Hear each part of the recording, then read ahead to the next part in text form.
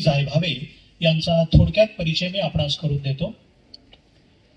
Advocate Jayant Jaybhave हे 1987 पासून म्हणजेच गेल्या 38 वर्षांपासून उच्च न्यायालय आणि सर्वोच्च न्यायालयात वकिली करणारे एक निष्णात आणि प्रथितयश वकील आहेत. ते महाराष्ट्र राज्य विधी आयोगाचे 12 वर्ष सदस्य राहिलेले आहेत. महाराष्ट्र व गोवा वकील परिषदेवर वकिलांमार्फत त्यांची 3 वेळा निवड झालेली आहे. या परिषदेचे उपाध्यक्ष व अध्यक्षपदही त्यांनी भूषविले आहे. सध्या ते बार काउन्सिल ऑफ इंडियामध्ये महाराष्ट्र व गोवा राज्याचे प्रतिनिधित्व करीत आहेत. तसेच बार काउन्सिल ऑफ इंडियाच्या कायदे शिक्षण समितीचे ते सदस्य आहेत. ॲडव्होकेट जयंत जायभावे यांची लेखन संपदाही विपुल आहे. आतापर्यंत त्यांनी कायदेविषयक 10 पेक्षा जास्त पुस्तकांचे लेखन केलेले आहे. संविधानातील लोकमंत्र या प्रसिद्ध पुस्तकाचे ते लेखक आहेत. बार काउन्सिलने नुकतेच प्रसिद्ध केलेल्या सिव्हिल अँड क्रिमिनल प्रॅक्टिस मॅन्युअलच्या संपादक पदाची जबाबदारी त्यांच्याकडे होती.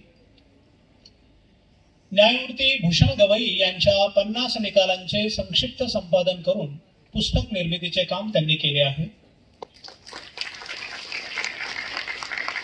ॲडव्होकेट जयंत जायभावे हे प्रसिद्ध वकील व पुरोगामी विचारवंत दिवंगत ॲडव्होकेट दत्तात्रय जायभावे आणि राष्ट्रपती पदक विजेत्या शिक्षिका श्रीमती शकुंतला जायभावे यांचे सुपुत्र आहेत. यावरून आपल्या लक्षात येईल की पुरोगामी विचार आणि संविधानाच्या अभ्यासाचे बाळकडू त्यांना आपल्या आई वडिलांकडून लहानपणापासूनच मिळालेले आहे. महाराष्ट्रात संविधानावर अधिकाराने आणि अभ्यासपूर्ण मांडणी करणारे जे मोजके अभ्यासक आहेत त्यात ॲडव्होकेट जयंत जायभावे यांचे नाव आदराने घेतले जाते. असे ज्येष्ठ विधिज्ञ आणि सामाजिक कार्यकर्ते आजच्या या प्रेरणा दिनासाठी आपणास प्रमुख वक्ते म्हणून लाभले आहेत ही अत्यंत आनंदाची गोष्ट आहे. ॲडव्होकेट जयंत जायभावे सरांना मी विनंती करतो की त्यांनी आम्हाला संविधान साक्षरतेशिवाय लोकशाहीचे सक्षमीकरण अशक्य या विषयावर मार्गदर्शन करावे.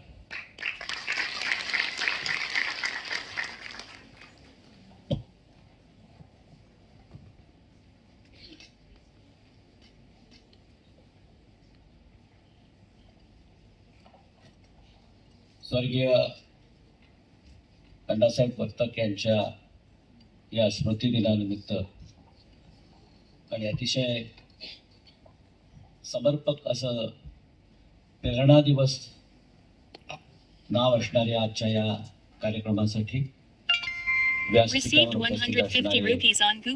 विद्यावर्धनीचे सन्माननीय अध्यक्ष विकास बंधू वर्तक, व्यासपीठावरचे सर्वच मान्यवर, व्यासपीठाच्या समोरील सर्व मान्यवर, आमचे ज्येष्ठ विधिज्ञ आणि माझ्या विद्यार्थी बंधू आणि भगिनींनो,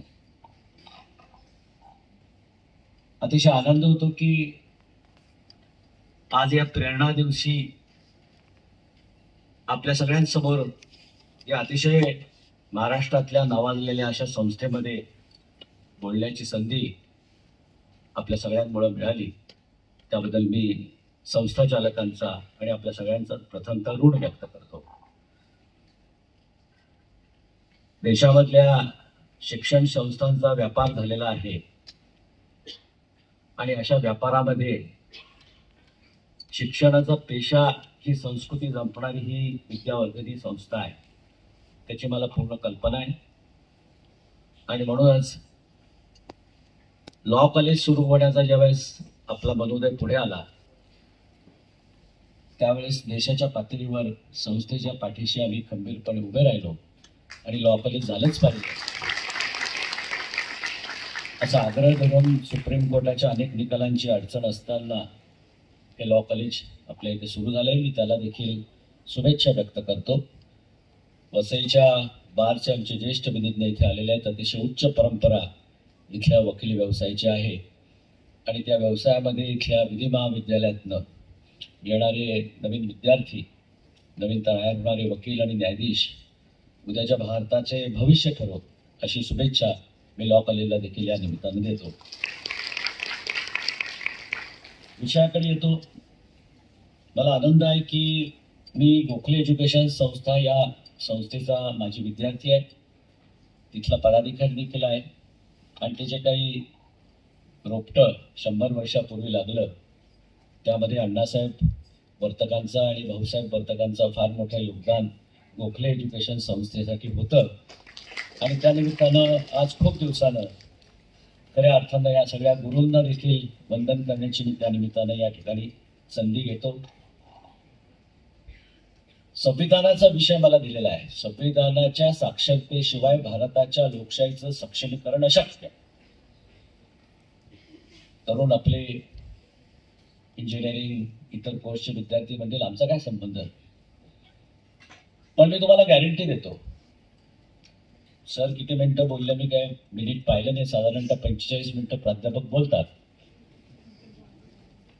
मी त्यांच्यापेक्षा थोडा कमी बोलेल कारण मी वकील आहे आणि वकिलाला उभं राहून बोलायचं तर प्रत्येक वेळेस आपल्या फीची आठवण होत असते आणि बिना पैशाचं बोलायचं म्हणजे फार काळजीपूर्वक ते बोलावं लागतं आपल्याला, अवघड असतं. पण संविधानाचे खरे पुरस्कर्ते वकील आणि न्यायाधीश आहेत. त्यांनी समाजापर्यंत संविधानाचा विचार नेला पाहिजे. या जबाबदारीनं मी आपल्याला व्यासपीठाला आणि व्यासपीठाच्या समोरच्या लोकांना खात्री देतो की या 40 मिनिटांमध्ये मी जे काही आपल्यासमोर मांडणार आहे त्याच्यातनं काहीतरी प्रेरणा आज या प्रेरणा दिवशी तुम्ही घेऊन जा, एवढी मी तुम्हाला गॅरंटी देतो. 24 नोव्हेंबर 1949 या दिवशी संविधानावर सही झाली. 26 नोव्हेंबर 2024ला त्याला 75 वर्ष पूर्ण झाले. म्हटलं तर आपण एक 75 वर्षाचा अमृत महोत्सव संविधानाचा आता पूर्ण केलेला आहे. 75 वर्ष म्हणजे तसा म्हटलं तर खूप मोठा पिरियड आहे. राष्ट्राच्या निर्मितीमध्ये तो काही फार मोठा पिरियड आहे असं समजलं जात नाही. पण काही दिवसापूर्वी या देशाचे सर्वोच्च न्यायालयातले मुख्य न्यायमूर्ती डॉक्टर डी.वाय. चंद्रचूड असं म्हणाले की if a democracy, if this country is a failure, the main cause of the failure is an illiteracy of the constitution. संविधानाची असाक्षरता ही लोकशाहीचं पतन होण्यामधलं मुख्य कारण आहे.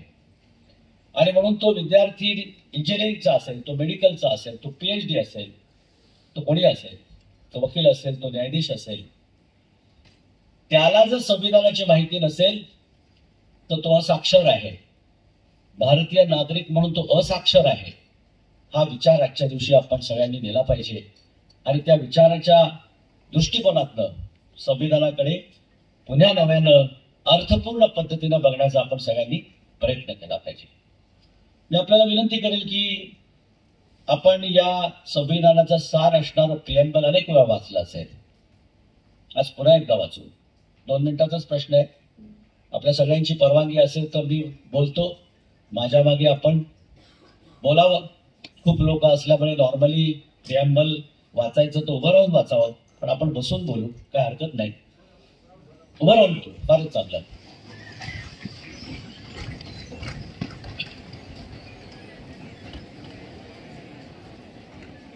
मी एक एक शब्द वाचतो माझ्या मागे. तो शब्द आपण शांतपणे, आवाज न करता शांतपणे बोलावा. आपल्या राष्ट्राचा खरा सन्मान करायचा असेल तर या 2 मिनिटातल्या या सगळ्या शब्दांचा आपण सन्मान करायला शिकलो पाहिजे आणि म्हणून आपण याकडे काळजीपूर्वक वाचावं आणि मग मी त्याच्याबद्दलचं माझं विश्लेषण आपल्यासमोर मांडतो. Preamble. We the people of India having solemnly resolved to constitute India into sovereign, socialist, secular, democratic republic, and to secure to all its citizens justice, social, economic, and political liberty of thought, expression, belief, faith, and worship, believe, faith and worship, equality of status and opportunity, and to promote among them all fraternity, assuring the dignity of the individual and the unity and integrity of nation. In our Constituent Assembly, this 26th day of November 1949, do hereby adopt, enact, and give to ourselves this Constitution. Jai Hind. धन्यवाद.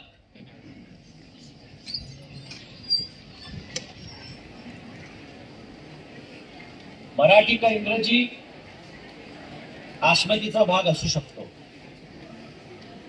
मराठी माणूस म्हणून आपल्याला भाषेची अस्मिता जरूर असली पाहिजे, पण राष्ट्राला सर्व भाषांनी एकत्रित केलं जातं आणि म्हणून आपण प्रिॲम्बलची सुरुवात जी आहे ती आपण इंग्लिशमध्ये वाचली. मराठीचे देखील त्याचे अर्थ तुम्ही जर पाहिले तर तुम्हाला शब्द आढळतील. आम्ही भारताचे लोक एक सार्वभौम समाजवादी धर्मनिरपेक्ष लोकशाही गणतंत्राची निर्मिती करीत आहोत आणि ती निर्मिती करताना आम्ही न्याय, स्वातंत्र्य आणि समता देणार आहोत. संविधानाचे घटनाकार डॉक्टर बाबासाहेब आंबेडकरांची 1953 साली बीबीसीने इंटरव्ह्यू रेकॉर्ड केले आणि तुम्ही सगळे गुगलच्या जमान्यातले विद्यार्थी आहात. तुम्ही ते गुगलवर आजही जाऊन interview of doctor Babasaheb Ambedkar by BBC असं जर काढलं तर तुम्हाला गुगलवर ते इंटरव्ह्यू ऐकायला मिळतील. आत्ता लगेच काढले तरी तुम्हाला ऐकायला मिळतील, इतकं ते अवेलेबल आहे. त्या इंटरव्ह्यू मध्ये घटनाकारांना मुलाखतकारांनी प्रश्न विचारलेला आहे. तो प्रश्न असा आहे की ह्या सगळ्या शब्दांचे अर्थ काय. सार्वभौम हा शब्द का वापरला गेला. आपण शिक्षित म्हणतो आणि आपण म्हणतो की मी वाचले, त्यावेळेस आपण याचा विचार करायला पाहिजे. जगाची लोकशाही इंग्लिश लोकशाहीवर आधारलेली आहे. 800 वर्षाची परंपरा असणारी ती लोकशाही आहे. एक खूप मोठी परंपरा लोकशाहीची त्या इंग्लिश लोकशाहीला आहे. त्यांनी आपल्यावर राज्य केलं आणि ज्यावेळेस त्यांच्या राज्यातून पारतंत्र्यातून स्वातंत्र्य होताना आपली घटना निर्माण करण्याचा विचार घटनाकारांनी मांडला, त्याकरता एक स्वतंत्र कॉन्स्टिट्यूएंट असेंब्ली निवडणुकीच्या माध्यमातून निर्माण केली आणि त्या असेंब्ली समोर जेव्हा सगळ्या घटनेचा विचार मांडला गेला त्यावेळेस लोकांनी आग्रह धरला की ही सार्वभौम असली पाहिजे. कारण का तर ज्या लोकांनी, ज्या इंग्लिश लोकांनी लोकशाही शिकवली त्यांची लोकशाही सार्वभौम आहे का. सार्वभौम या शब्दाचा अर्थ काय. सार्वभौम या शब्दाचा अर्थ आहे की एक अशी सत्ता की त्या सत्तेला कोणाचं नियंत्रण नसेल. आणि म्हणून विचार झाला की इंग्रजांची लोकशाही सार्वभौम आहे का. आपल्यातले कोणी जर राज्यशास्त्राचे अभ्यासक असतील तर ते निश्चित त्याचं उत्तर देऊ शकतील की ती सार्वभौम नाही. कारण त्यावर एक राजा आहे, किंग अँड क्वीन आहे.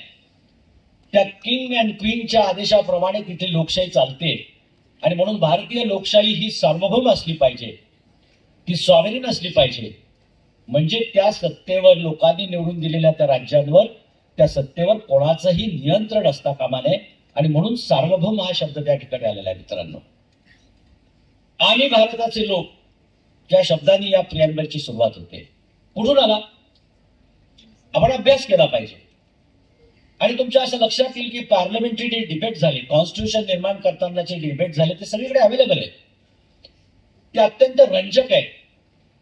तो इतिहास जर तुम्ही वाचायला सुरुवात केली तर आज संविधान म्हटल्यानंतर लोकांना जे काय वाटतं आणि फार काय ते बोजड आहे, तर तसं काहीच नाही. ते अत्यंत रंजक आहे. इतके अर्थपूर्ण युक्तिवाद त्या ठिकाणी झालेले आहे. कोणी म्हटलं आपण संविधानाची आपण सुरुवात देवा शपथ करूया. कोणी म्हणाल धर्मा शपथ करूया. कोणी म्हणाला बापूजींना स्मरण करूया. जवाहरलाल नेहरूंनी सभागृहासमोर अमेरिकेचं संविधान ज्या कवितेच्या आधारे निर्माण झालं त्या अमेरिकन कवीची कविता होती, we the people of America. आणि हजारो लोक ती कविता गाऊ लागले आणि त्या गाण्यातनं अमेरिकेची नवी लोकशाही निर्माण झाली. त्यांनी ती कविता सभागृहाला वाचून दाखवली की लोकशाही म्हणजे काय. लोकशाही म्हणजे साधा अर्थ आपण सांगतो की लोकांनी लोकांसाठी निर्माण केलेलं राज्य. मग हे कोण तयार करणार आहे, तर आपण तयार करणार आहोत. आणि म्हणून पंडित जवाहरलाल नेहरू म्हणाले की let us start with we the people of India. आम्ही भारताचे लोक अशी याची सुरुवात करूया. आणि म्हणून त्याची सुरुवात झाली आहे आणि म्हणून ती आपलं आहे. सुरुवात होते आम्ही भारताचे लोक आणि संपतो कुठे, we hereby adopt enact this constitution. आम्ही स्वतः ती स्वीकारलेली आहे, ती आम्ही स्वतः एनॅक्ट केली आहे म्हणजे बनवलेली आहे आणि बनवून स्वीकारलेली आहे. आम्ही लोकांनी स्वीकारलेली ही संविधान आहे आणि म्हणून ते आपलं आहे. जे आपलं आहे त्याच्यातला अर्थ समजून घेऊन त्याचा आपलेपणा आपण स्वीकारला पाहिजे. आपण कोणत्याही फॅकल्टीचे असो, तोपर्यंत आपण या राष्ट्राशी, या मातीशी, या देशाशी इमान राखू शकत नाही. आणि म्हणून संविधानाचं इमान हेच खरं इमान आहे. संविधानाचा विचार हाच खरा विचार आहे आणि संविधानाची जी काही साक्षरता आहे हाच खरा राष्ट्रधर्म आहे. हा सगळ्या तरुणांनी आपल्यासमोर उद्दिष्ट ठेवलं पाहिजे आणि ते समजून घेतलं पाहिजे. लोकशाहीची तुम्हाला शब्दांचे अर्थ माहिती आहेत. समाजवादी शब्द पॉलिटिकल सायन्स मध्ये आहे. धर्मनिरपेक्षता, आज त्याच्यावर खूप काही वाद केला जातो. धर्मनिरपेक्षता, हिंदुस्थान पाकिस्तानाची निर्मिती झाली, मुसलमानांसाठी पाकिस्तान देश दिला. मग भारत देश हिंदुस्थानाचा झाला का? इतर धर्माचे लोकही तिथे होते. 85% हिंदू होते तर 15% मुसलमान होते. धर्मनिरपेक्षतेची व्याख्या करताना एक लक्षात ठेवलं पाहिजे की संविधानाच्या आर्टिकल 25 ते 28 मध्ये प्रत्येकाला आपल्या धर्माचं स्वातंत्र्य दिलेलं आहे. आपण आता प्रिएम्बल वाचलं. श्रद्धा आणि उपासनाचं स्वातंत्र्य तुम्हाला दिलेलं आहे, independence of your on religion. आणि 15, 25, 26, 27, 28 आर्टिकल मध्ये असं दिले की तुम्ही ज्या धर्माचे आहात त्या धर्माचं पालन करणं हा तुमचा मूलभूत अधिकार आहे. त्याला कुठलंही नियंत्रण नाहीये. मग धर्मनिरपेक्षता काय? धर्मनिरपेक्षता येण्याचं कारण काय आणि तो विचार या देशामध्ये मोठा असण्याचं कारण काय? कारण त्याचा अर्थ एकदम साधा आणि सरळ आहे. तो त्या संविधानाच्या पार्लमेंटरी डिबेटमध्ये आहे. 42व्या घटना दुरुस्तीने तो प्रिएम्बल मध्ये आला. परंतु तत्पूर्वी सुप्रीम कोर्टानं मूलभूत ढाचा काय आहे संविधानाचा हे सांगताना केशवानंद भारतीच्या खटल्यामध्ये सांगितलं होतं की धर्मनिरपेक्षता हा मूलभूत ढाचा आहे. मग मूलभूत ढाचा म्हणजे काय, काय अर्थ त्याचा घ्यायचा? साधा सरळ अर्थ आहे धर्मनिरपेक्षतेचा.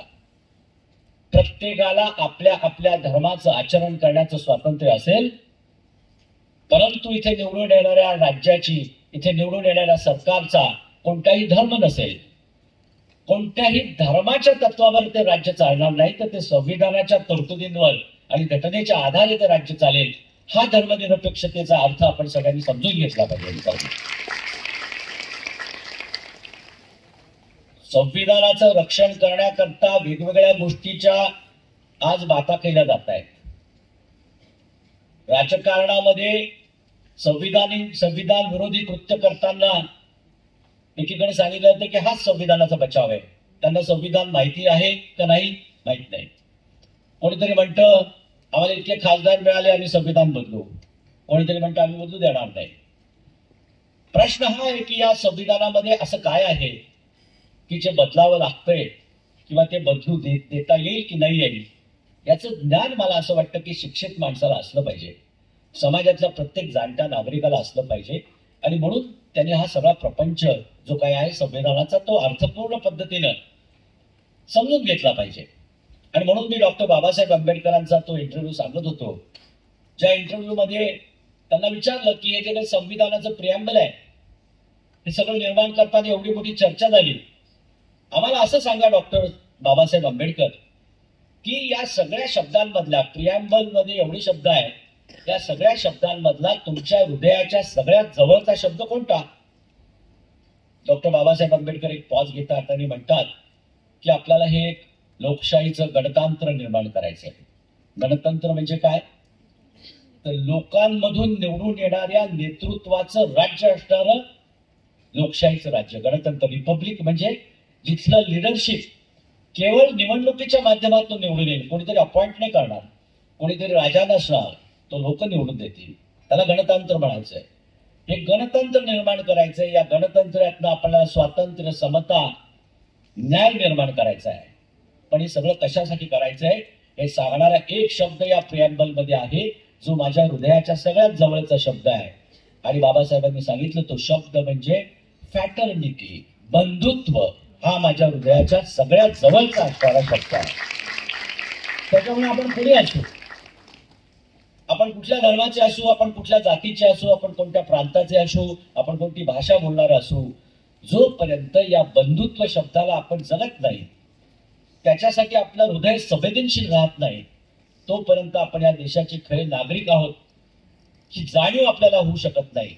आणि म्हणून कुठल्या तरी एखाद्या नागरिकाला कुठल्या तरी कोपऱ्यामध्ये होणाऱ्या अन्यायाबद्दल दुसऱ्या कोपऱ्यामधल्या राहणाऱ्या नागरिकांनी जोपर्यंत संवेदना मनामध्ये ठेवली नाही, संवेदनशीलता जोपर्यंत ठेवली नाही, तोपर्यंत तो या देशाचा खरा नागरिक होऊ शकत नाही.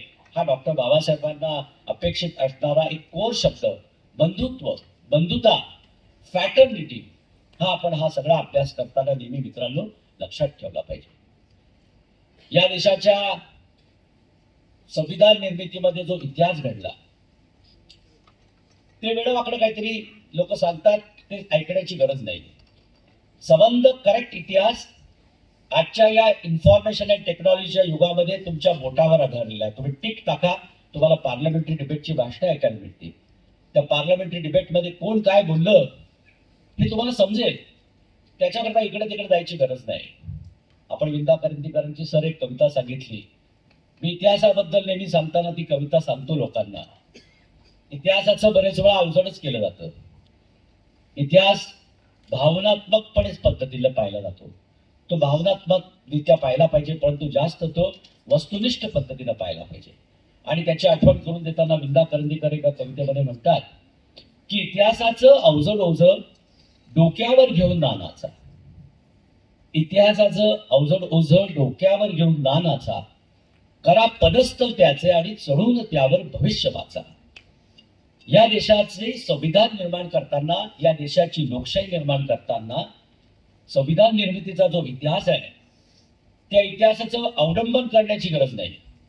त्या इतिहासाचं नीट आकलन करून उद्याचा चांगला भारत निर्माण करण्याकरता, उद्याच्या भारताच्या तरुणांची चांगली पिढी निर्माण करण्याकरता, त्यांचं उज्ज्वल भवितव्य निर्माण करण्याकरता मला असं वाटतं की त्या इतिहासाचं नीट अर्थपूर्ण वाचन केलं पाहिजे आणि अभ्यास केला पाहिजे. तो अतिशय रंजक आहे. तो इतका रंजक आहे की मी एक तुम्हाला उदाहरण सांगेन. संविधानाची निर्मिती करताना कोणी कोणी योगदान दिलं अनेकांचं नाव पुढे येतं. विशेष करून डॉक्टर बाबासाहेब आंबेडकर हे घटनेचे शिल्पकार असं आपण मानतो आणि खरं आहे. पण ते एकटे होते का? नाही. पंडित जवाहरलाल नेहरूंनी त्याच्यामध्ये फार मोठं योगदान दिलेलं आहे. आणि ते खरं म्हटलं तर लीडर, त्या संविधान सभेचे लीडर हे पंडित जवाहरलाल नेहरू होते. 22 एकंदर कमिटी वेगवेगळ्या केलेल्या आहेत. त्या कमिटींकडे वेगवेगळ्या प्रकारची कामं दिलेली आहेत आणि अतिशय त्याच्यातनं एक महत्वाचं ऐतिहासिक काम झालेलं आहे. हे सगळं काम होत असताना एक सभा 14 डिसेंबर 1946 ची सभा जी आहे ती या देशाच्या इतिहासासाठी आणि या देशाच्या भविष्यासाठी अतिशय महत्वाची ठरलेली अशी सभा आहे. आणि त्या सभेमधनं तुम्हाला असं दिसेल की डॉक्टर बाबासाहेब आंबेडकर नावाच्या एका घटनाकाराचा, एका विद्वानाचा असा काही उदय झाला की त्यानं या सगळ्या सामाजिक परिस्थितीची जाणीव ठेवून घटनेचं एक खूप चांगलं दस्तऐवज या देशासमोर दाखल केलं. प्रसंग असा होता की संविधान सभेची निर्मिती झालेली होती. 386 वेगवेगळ्या प्रकारचे प्रतिनिधी या सभेमध्ये निवडून आलेले होते. त्यामध्ये 292 हे काँग्रेसच्या विचाराचे होते. 76 लोक हे मुस्लिम लीगच्या विचाराचे होते. 93 लोक हे प्रिन्सली स्टेट, त्यावेळेचे जे राजे रजवाडे होते त्यांच्या विचाराचे होते. आणि बाकी 10-15 इतर समाजवादी, कम्युनिस्ट अशा विचारांचे लोक तिथे निवडून आलेले होते. आणि पहिली सभा ठरली. डॉक्टर राजेंद्र प्रसाद त्या सभेचे अध्यक्ष झाले. त्या सभेमध्ये कोण केव्हा बोलणार याची यादी तयार झालेली होती. डॉक्टर बाबासाहेब आंबेडकर तोपर्यंत राष्ट्रीय पातळीवरचे घटनाकार म्हणून त्याचा उदय झालेला नव्हता. काँग्रेसचं आणि त्यांचं फारसं काही सख्य नव्हतं. काँग्रेसनं त्यांना इथे संविधान सभेच्या निवडणुकीतनं काढलेलं होतं आणि ते पश्चिम बंगालच्या एका कॉन्स्टिट्युएन्सी मधनं निवडून आलेले होते. त्यांचं नाव त्या सभेमधल्या स्पीकरमध्ये होतं. ते 150 क्रमांकावर होतं. इतिहास आहे. 150 क्रमांकावर ते त्या यादीमध्ये त्यांचं नाव होतं.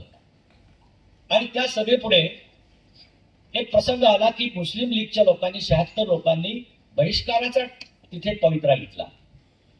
आम्ही या हिंदुस्थान पाकिस्तान निर्मितीच्या प्रश्नावर संविधान निर्माण करण्याच्या या सभेवर बहिष्कार टाकत आहोत. आणि बॅरिस्टर जयकर नावाचे एक अतिशय विद्वान बॅरिस्टर होते. त्यांनी असा ठराव त्या सभेपुढे आणला की ज्यावेळेस 76 लोकांनी बहिष्कार टाकलेला आहे त्यावेळी लोकशाही निर्माण करणारी ही जी काही सभा आहे ती आपण बहिष्कार तसाच ठेवून चालवणं योग्य नाही. ते लोकशाहीच्या आणि सभाशास्त्राच्या नियमांना धरून नाही. विशेषतः लोकशाही निर्माण करताना आपण विरोधातला विचार महत्वाचा मानला पाहिजे आणि त्याचा सन्मान केला पाहिजे. आणि म्हणून आपण ही सभा तहकूब करा असा एक रिझॉल्युशन बॅरिस्टर जयकरांनी त्या सभेपुढे मांडला. तो आला आणि सभेपुढे अभूतपूर्व असा गोंधळ निर्माण झाला. एखाद्या चित्रपटाला साजेसा असा तो प्रसंग आहे. श्याम बेनेगल यांनी स्वातंत्र्याला 50 वर्ष पूर्ण झाल्यानंतर कॉन्स्टिट्यूशनवर 10 सिरीज केलेल्या आहेत आणि त्याच्यात तो प्रसंग जसा पार्लमेंटरी डिबेटमध्ये आहे लिहिलेला तसा दाखवलेला आहे. आणि त्या सभेपुढे गोंधळ निर्माण झाला. काँग्रेसचे सगळे 293 सदस्य आंदोलन करू लागले की आता आम्हाला स्वातंत्र्य पाहिजे, आम्हाला संविधान पाहिजे, तो बहिष्कार फेका आणि ताबडतोब सभा सुरू करा, संविधान निर्माण करा, चर्चेला सुरुवात करा. अशी अभूतपूर्व गोंधळ त्या सभेमध्ये झाला. डॉक्टर राजेंद्र प्रसाद हा अत्यंत विचारी नेता होता.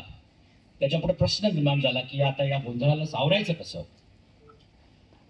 या देशाच्या सुदैवानं डॉक्टर राजेंद्र प्रसादांनी कायदा लोकशाही यावरचा डॉक्टर बाबासाहेब आंबेडकरांचा विचार आणि त्यांचा अभ्यास असणारं भाषण ऐकलेलं होतं. त्यांचे